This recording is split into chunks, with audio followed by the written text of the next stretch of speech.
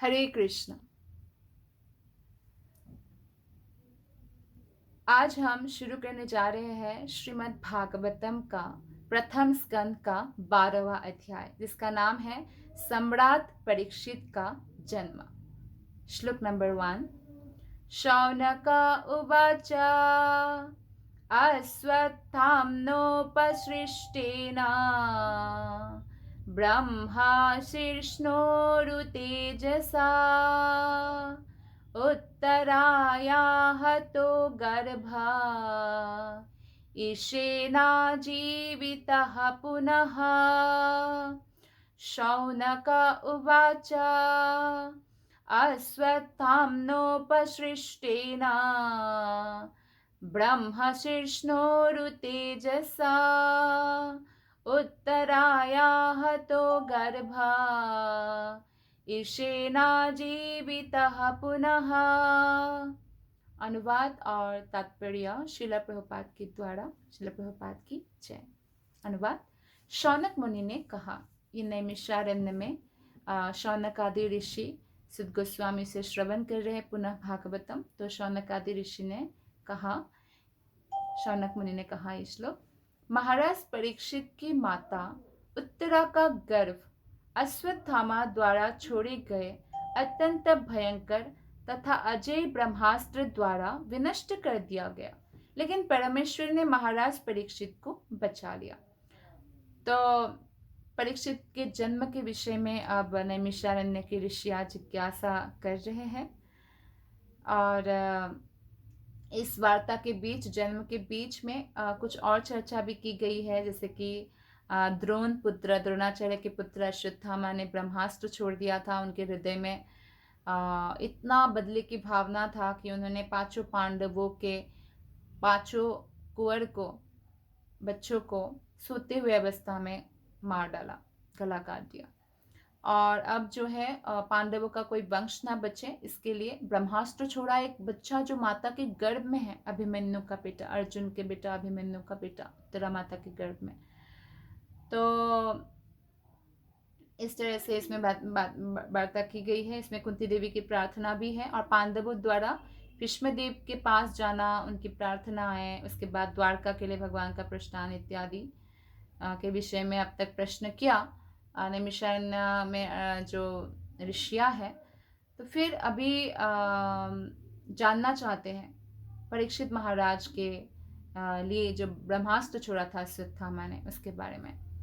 श्लोक नंबर 2। तस्य जन्म महाबुद्धेः कर्मणि च महात्मनः निधनं च यथैवासीत् स प्रत्यागतवान् यथा। अत्यंत बुद्धिमान तथा महान भक्त परीक्षित उस गर्भ से कैसे उत्पन्न हुए, ये प्रश्न था।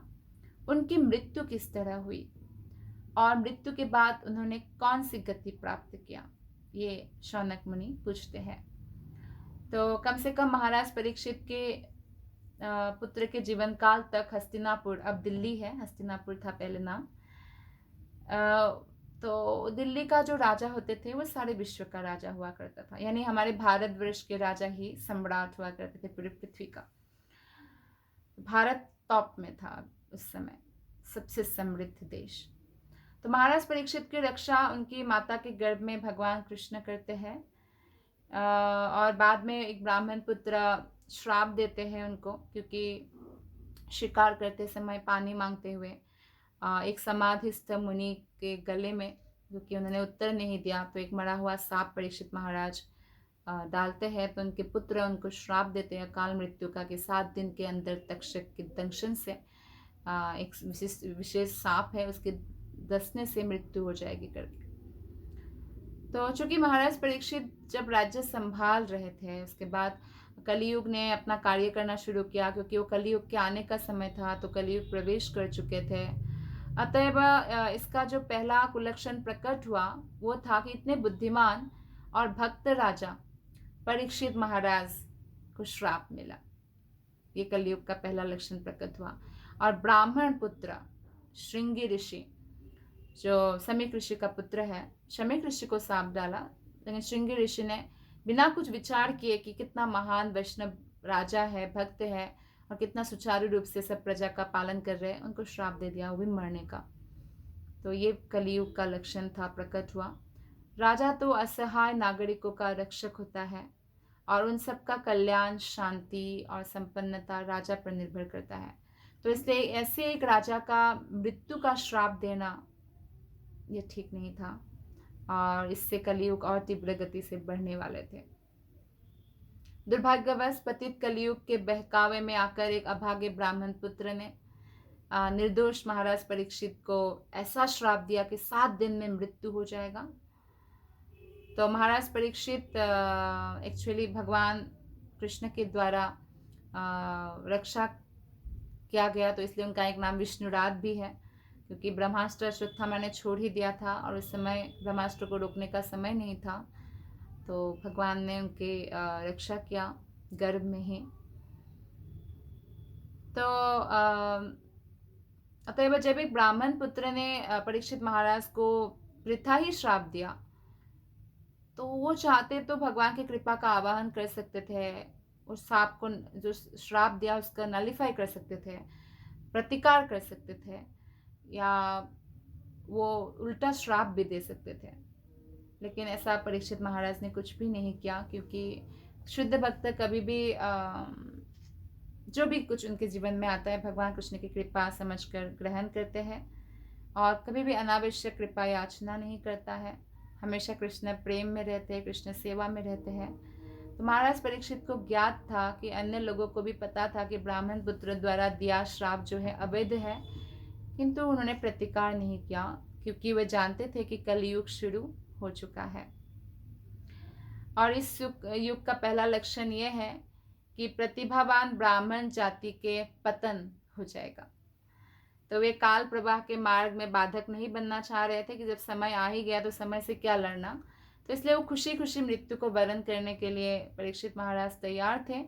वे भाग्यशाली थे कि मृत्यु के लिए तैयारी करने के लिए उन्हें कम से कम 7 दिन तो समय मिला। हमें तो ये भी नहीं पता, कभी भी डेथ सरप्राइजिंग लग आ सकता है किसी भी व्यक्ति के। हम सुनते भी अरे एकदम से अच्छे थे, कैसे एकदम से मृत्यु हो गया, लाइक दैट। लेकिन परीक्षित महाराज ने ये सोचा कि कम से कम 7 दिन मुझे प्रिपरेशन का समय मिला और 7 दिन बाद ही मेरी मृत्यु होगी। तो पूरा 7 दिन उन्होंने भागवत सुनने में लगा दिया। तो सुखदेव गोस्वामी का संग प्राप्त किया। श्लोक नंबर 3।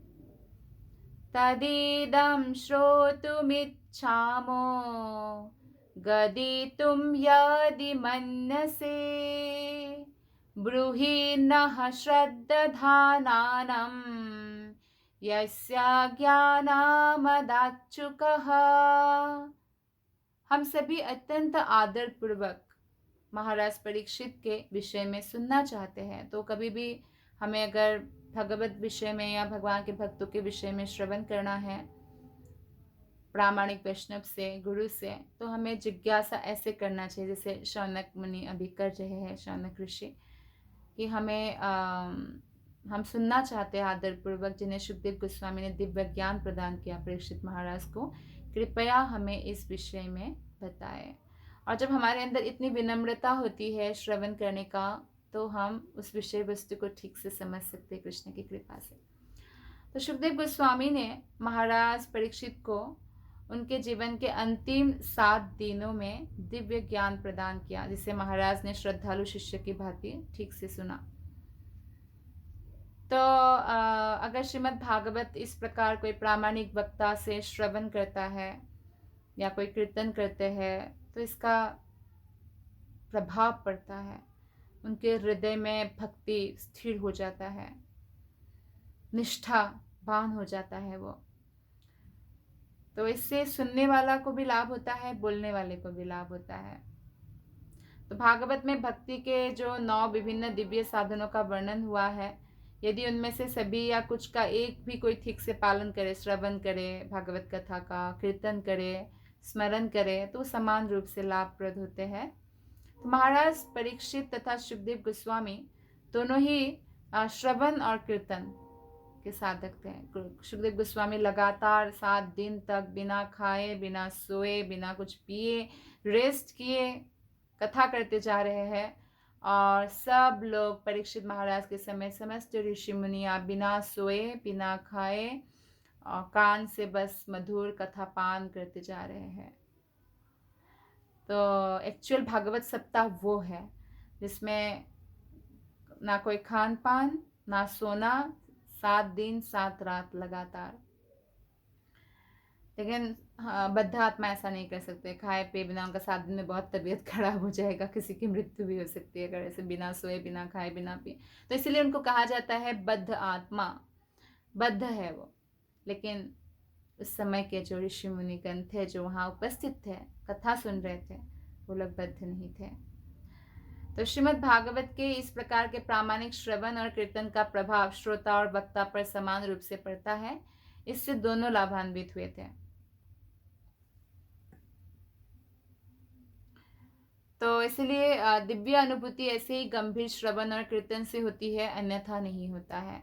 हमें प्रामाणिक गुरु को ध्यान पूर्वक रोज श्रवण करना चाहिए और दीर्घ काल तक श्रवण करना चाहिए। इससे पूर्ण सफलता हमें मिल जाएगी।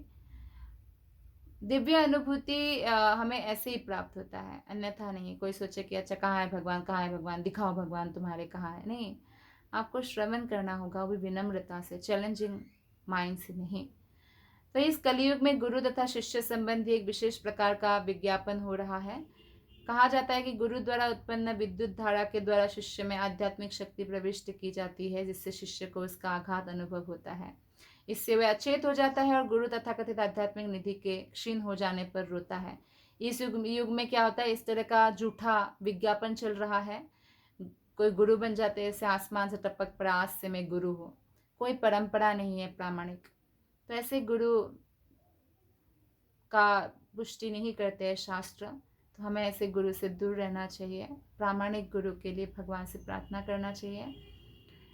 तो सुखदेव गोस्वामी और जब परीक्षित महाराज के बीच में, जब सुखदेव गोस्वामी ने कथा कहा, परीक्षित महाराज ने श्रवण किया, तो हम देखते हैं कि मधुर दिव्य कथा का पान दोनों ही कर रहे थे। तो मुनि ने अत्यंत भक्तिपूर्वक श्रीमद् भागवत सुनाई थी और राजा ने अत्यंत ध्यान पूर्वक नियम पूर्वक उसे सुना था। तो ऐसे कुछ लोग ऐसे विज्ञापन चलाते, गुरु अरे मैं कुछ तुमको मंत्र दूंगा, तुम्हारा कुछ विद्युत धारा प्रवाहित होगी, फिर तुम अचेत हो जाओगे और फिर तुमको मिल जाएगा, तुम्हारा उद्धार हो जाएगा। ये सब झूठा विज्ञापन है, क्योंकि सुखदेव गोस्वामी और परीक्षित महाराज में ऐसा हमें कुछ भी नहीं दिखाई पड़ता। तो इसलिए श्रील प्रभुपाद कहते हैं कि लोगों को चाहिए कि वे वैदिक ज्ञान के जो निठल्ले प्रतिनिधि है, जो एक्चुअल प्रतिनिधि नहीं है, तो उनके विज्ञापनों की बहकावे में मत आए। जैसे आपको चिट्ठी डालना है, पोस्ट ऑफिस का जो बॉक्सेस होता है, किसी भी लाल डिब्बे में डालने से आपका चिट्ठी नहीं पहुंचेगी। आपको ऑथोराइज्ड पोस्ट ऑफिस से उसी लाल डिब्बे में चिट्ठी को डालना होगा। तो इसी प्रकार से कोई भी स्टाम्प मारने से आपका पेपर पास नहीं होगा जो गवर्नमेंट में, तो उसका उसी अथॉरिटी से पास होना पड़ेगा, लाइक दैट। तो ऐसे ही प्रामाणिक वैष्णव परंपरा से ही गुरु होना चाहिए। गुरु की ये योग्यता है कि वो परंपरा से हो और साथ ही साथ जो है जैसे शास्त्र में बताया गया है वैसे आचरण करता हो। उनके आचार विचार और प्रचार में कोई अंतर नहीं होना चाहिए। तो दिव्य ज्ञान प्राप्त करने का एकमात्र साधन यह है कि उसे प्रामाणिक गुरु से गंभीर श्रवण करना है, गंभीर ध्यान पूर्वक, सीरियस होकर। उसके लिए आश्चर्यजनक प्रभावों को उत्पन्न करने हेतु ना तो कोई चिकित्सीय कर्तव्य की सुखदेव गोस्वामी ने, ना कोई ऐसे कोई योग चमत्कार की आवश्यकता है। यह विधि बहुत सरल है। हमें बस एकनिष्ठ होकर गुरु से श्रवण करना चाहिए और इससे हमारा आध्यात्मिक कल्याण हो जाता है। श्लोक नंबर 4। सुता उवाच अपि पालद्धर्मराजः पितृवत् रञ्जयन् प्रजः निःस्पृहः सर्वकामेभ्यः कृष्णपादानुसेवया। श्री शुद्ध गोस्वामी ने कहा कि सम्राट युधिष्ठिर ने अपने राज्य काल में सबों के ऊपर उदारता पूर्वक शासन चलाया, क्योंकि युधिष्ठिर महाराज अपने आप को कोई मालिक नहीं समझते थे, वो कृष्ण को मालिक समझते थे। अपने आप को दास समझकर उन्होंने शासन किया। वो सभी प्रजा के इसलिए पिता तुल्य थे, बहुत स्नेह करते थे प्रजा से। उन्हें कोई व्यक्तिगत आकांक्षा नहीं थी, कोई भौतिक इच्छा नहीं थी, और भगवान श्री कृष्ण के चरण कमलों की निरंतर सेवा करते रहने के कारण वे सभी प्रकार की इंद्रिय तृप्ति से भी विरक्त थे। तो अगर हमें विश्व भर के कल्याण करना है तो श्रील प्रभुपाद कहते हैं कि कृष्ण भक्ति ग्रहण करना होगा, भगवान के प्रति प्रेम को जागृत करना होगा। कई सारे ऐसे लोग हैं जो नहीं मानते हैं इन विषयों को, लेकिन भगवान के प्रति प्रेम जागृत किए बिना विश्व शांति नहीं हो सकता है। बहुत लोग समाज सेवा करते हैं या बहुत सारे अलग अलग प्रकार के, लेकिन सबसे बेस्ट समाज सेवा या परिवार की सेवा या जाति सेवा है तो आत्मा के उद्धार के लिए उनको भगवत भक्ति प्रदान करना। तो भारत में लोग राम राज्य की लालसा तो करते हैं, लेकिन राम को उन्होंने दिल से निकाल दिया है, राम की भक्ति नहीं करते हैं। राम राज्य की लालसा इसलिए करते हैं क्योंकि राम आदर्श राजा थे, और भारत में सारे सम्राट या राजा जो है वो जो धार्मिक राजा जैसे युधिष्ठिर महाराज, अम्बरीश महाराज, जनक महाराज, तो प्रजा के कल्याण के लिए कार्य करते थे। तो इस श्लोक में प्रजा शब्द बहुत महत्वपूर्ण है। तो पृथ्वी में तो अनेक योनियां हैं, जैसे पानी में भी है मछली और बहुत सारे जीव, तो वो भी प्रजा है राजा का। वृक्ष भी, ये सब प्रजा है राजा का। जो वृक्ष है, तरु तृण है या कीट पतंग है, सब राजा का प्रजा है। तो युधिष्ठिर महाराज सबको प्रेम से रखते थे।